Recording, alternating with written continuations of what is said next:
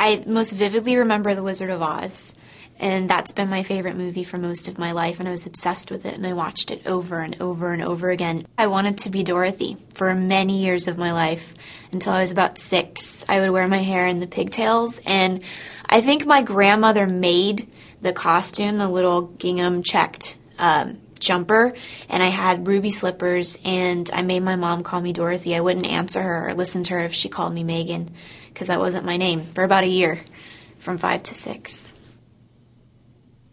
I always told my mother that I wanted to be an actress since before I can remember. And I think, maybe it started with Judy Garland and Wizard of Oz, but I've just never had any desire to do anything else, and I'm not really sure why.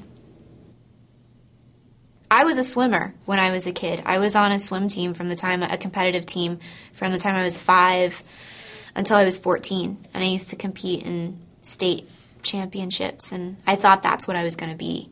I have a pretty strong butterfly. Still. Yeah, I'm much slower than I used to be, which is very sad. But it's still decent. My form is there, the speed is gone. The first legitimate thing I booked was a straight-to-DVD film with Mary-Kate and Ashley Olsen called Holiday in the Sun.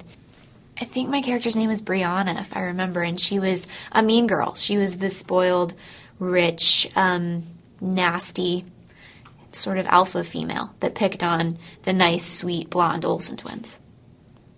I don't know if people try to typecast me as that. I think I just sort of, for whatever reason, fell into playing a mean girl, and I think more so because there are many more blonde actresses than there are brunette actresses, and so the chances of the heroine being blonde are statistically greater, and so then you want a visual opposite to portray the evil girl, and I am that opposite, I guess. Growing up when I was little, I liked X-Men because my older sister collected X-Men comics, and then when I got to be about 11 and 12, I discovered one called Gen 13. It's basically an offshoot from X-Men, and it's these 3 girls and a guy who's sort of like in and out of the team, and they're superheroes. And there's a little spunky one called Roxy, and I just sort of liked. I named my bird after Roxy, actually.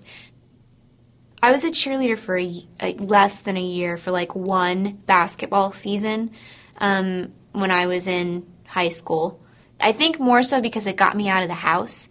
I was always grounded, and engaging in an extracurricular activity was deemed okay by my parents, and so then I could actually leave my room to go do something, get some fresh air, be outside. And I think that's really probably the main reason I did it. But I was not good at it. It was terrible. I'm also just not built for it. I'm too, I don't know, gangly or waif-like or something. You have to be really strong. I think women are harder on everything than men are. But I think grown women in particular can be, for some reason, really hateful towards me. But teenage girls seem to be, they accept me much more. When I get tattoos, I don't necessarily think them out. I don't put a lot of thought into them the way some people do. There's sort of more impulsive purchases. I got that after I completed the first Transformers. I got the Marilyn Monroe tattoo.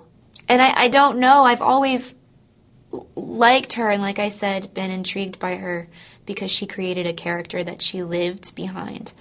So she was always playing a character within a character in all of her movies, which I think is, the psychology behind that is very interesting. I didn't want to be literal. I didn't want to put someone on my arm that I wanted to emulate, like Ava or someone, or Liz or whoever. Yeah, it could have been Liz. Maybe I'll get them around. I'll get like a flower of famous faces on my arm.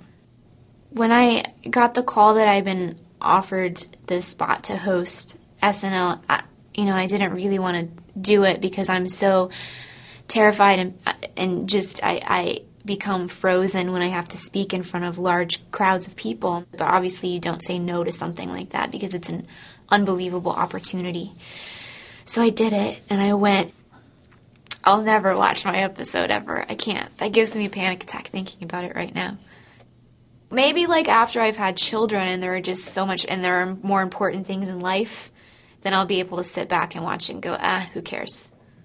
I would say I'm a cat person, even though most cat people are so strange. People that admit to being cat people are always so bizarre. Like, whenever I go to work out, my pants are always covered in cat hair. It's so embarrassing. Like, I'm that person. I'm that lady that goes out with cat hair all over her pants.